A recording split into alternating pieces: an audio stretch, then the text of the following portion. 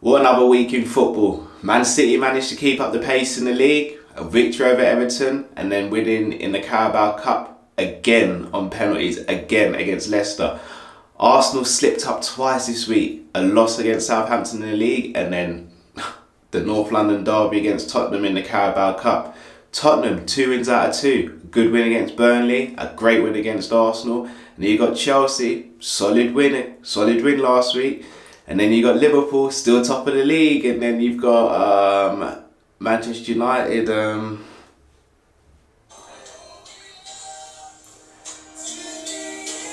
Jose Mourinho is gone.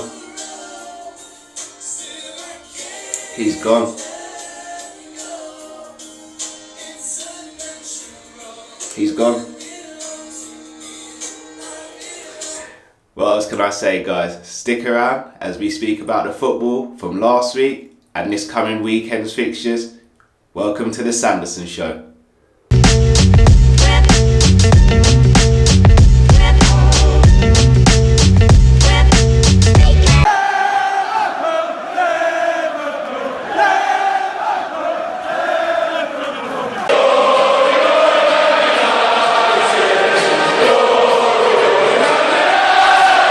So guys, it's only right that I start with the last game, which was Liverpool versus Manchester United, a massive fixture in the Premiership calendar, probably the biggest game in the Premiership calendar, but it was so one-sided and, Liverpool did it. Liverpool did it. Still top of the league.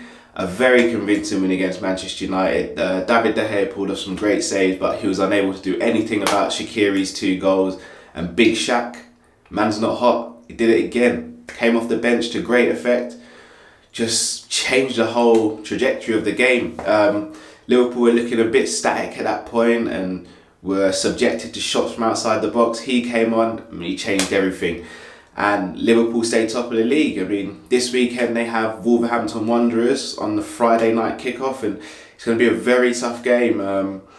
Wolves notoriously are really difficult to beat at the Molineux, and I don't know how this game's going to go. I think if Liverpool can win the midfield battle, I think they win the game. But Moutinho, Neves, they're not going to be easy to overthrow that midfield. And then you've got the likes of Doherty, a right back who's having a very good season, arguably one of the best right backs in the league this season.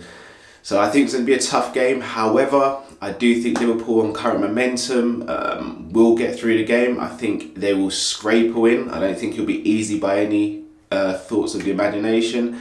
But I do have them to win the game. I'm going to go for 2-1, 3-1 tops. But it's going to be a really tricky game, and Liverpool will have to be at their very best to get a result against Wolves. If they slip up or they don't turn up at 100%, Wolves will capitalise and they will get the victory.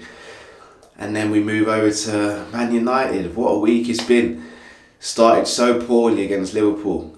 6 shots against Liverpool's 36 shots, and their goal came from a mistake from Liverpool's goalkeeper Alisson. A rare mistake, really. And it's just been really poor for Manchester United. And then obviously the massive news of the week, Jose Mourinho gets sacked. And it was coming. I didn't expect it to happen before Christmas, if I'm going to be honest. But it has happened, and it's going to be really interesting to see where things go now. Ole Gunnar Solskjaer's in.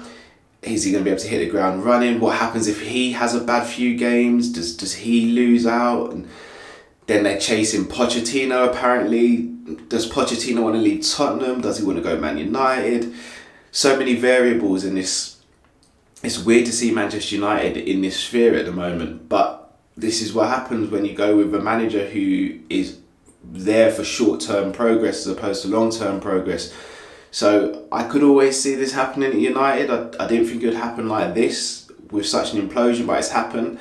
I thought he would have stayed on, especially with the run of games they've got coming up recently in the future. Cardiff is their next game, and it's a game you'd expect them to win. Even under Mourinho, you'd expect them to win. But now under Solskjaer, you're hoping that some of the players have a bit more confidence. So it's going to be really interesting to see what happens in this game. I'm going to go for a Manchester United win. I'm going to go for 2-0. I think Cardiff are not the greatest team. One of the teams I suspect will go down this season. And I think Man United should and will have too much strength for them going forward. So guys, let me know what you think. Will Liverpool be able to maintain their unbeaten run and stay top of the league? Will Wolves pull off the game and the performance to stop Liverpool in their tracks? And then will Manchester United be able to bounce back from that hammering by Liverpool, or will Cardiff continue to climb up the table? Let me know in the comments below.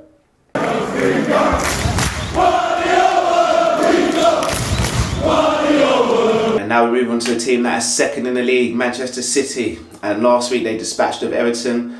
It wasn't all easy and plain sailing though. I mean, Manchester City did have their chances to score a few more goals, but Everton did as well. And you could say Manchester City got pretty lucky in that game. And it's been a cycle of Everton this season that they create chances, they create big moments and big chances in games, but they just don't capitalise. And this was no difference. They did it against Liverpool, they did it against Chelsea. They're just not putting their goals away pretty much and converting their chances. So be interesting if they sign a striker, how that will change potentially. But Man City, if you don't take your chances, you lose against them. Simple as. They just have too much quality going forward and they are very cutthroat. So you can't play games with Man City. You have to capitalise and you have to do what you have to do, especially if you're on top of the game. But again, they came through against Leicester City in the Carabao Cup for the second year in a row, on penalties for the second year in a row. And now they've got Burton Albion in the Carabao Cup. You're almost certain that they're going to go into the final and they're the favourites to win it now.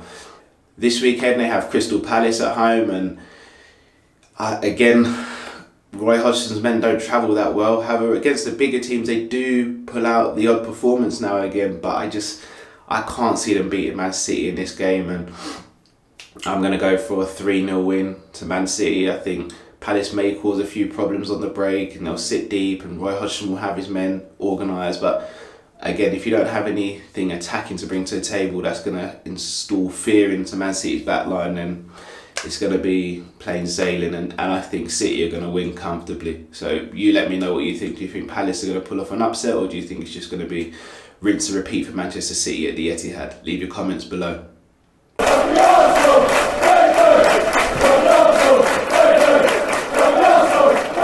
Now move on to Arsenal Football Club, who for the second time since Emery's come in on the back of 2 defeats. The last time this happened was at the beginning of the season when they lost back-to-back to Manchester City and Chelsea. And now they've lost back-to-back to Southampton and Tottenham Hotspur. Granted, they're not both in the league, so they've not lost out on 6 points. However, they've lost out on 3 points in the league, and they've lost out on potentially winning a trophy under Emery. So it's not been a great week for Arsenal. I fully expect them to win at Southampton, but they didn't deserve to. Southampton played much better in the game. And even Arsenal's goals were pretty lucky and pretty fortunate how they came about. And it almost looked like the old Arsenal at the weekend a little bit. But they do have a good chance to bounce back in the game they have this weekend against Burnley at home. Again, you'd expect them to win this game. Burnley have been really, really poor this season.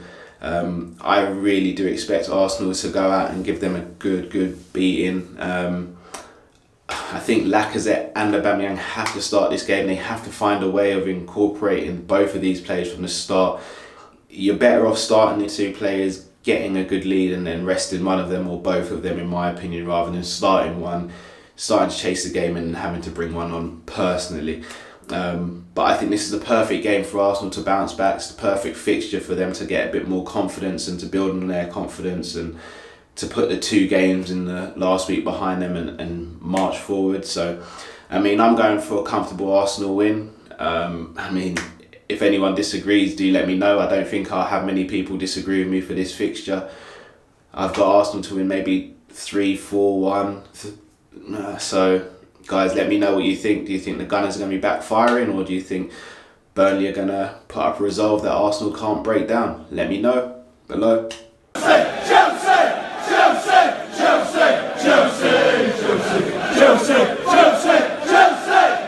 And now on to Sarri's Soldiers.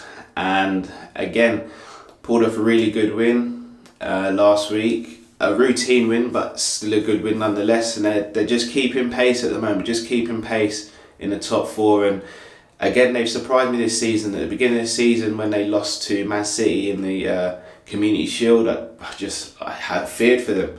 They didn't seem to have signed the players they wanted, but Sarri has pulled this team together and obviously beat Man City, inflicted the first defeat of the season onto Man City, and then continued the winning run. So you have to give all credit to Chelsea. Obviously a bit of controversy from the last couple of weeks in terms of racial abuse from fans, which is marring the game and it's disgusting to see, to be honest, and I hope it gets stamped out. But on the football pitch, what the players are doing is something really well. They're just got a cohesive unit, they're strong, and they're creating chances and they're playing for each other. You see Eden Hazard, who had to play the false number 9 a few weeks ago, just doing a selfless role for the team, and then he plays last week and you see the quality he brings, and Chelsea are just going from strength to strength. So it's going to be interesting to see if they can maintain this and where they finish at the end of the season. At the weekend, another big game. Again, I expect them to win. I expect them to win quite comfortably. They'll be playing against Leicester City at home. I just don't see Leicester winning. Again, your likes of Vardy and Maddison are playing well this season, but I just think Chelsea will have a bit too much for them. And I see them running out winners, especially at Stamford Bridge. I think Leicester may nick a goal or they may put Chelsea under pressure in periods of the game, but ultimately I think Chelsea win this game. I think maybe 2-1 or 3-1. So guys, let me know which blue will be celebrating. Will it be Chelsea? Will it be Leicester? Let me know.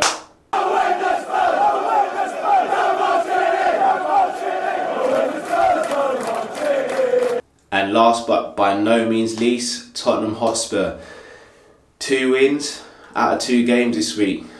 None bigger than the North London derby, where they've exacted revenge on Arsenal after losing in the league, and they've knocked them out of the Carabao Cup. And again, they won last week in the Premier League as well, 1-0 victory against Burnley.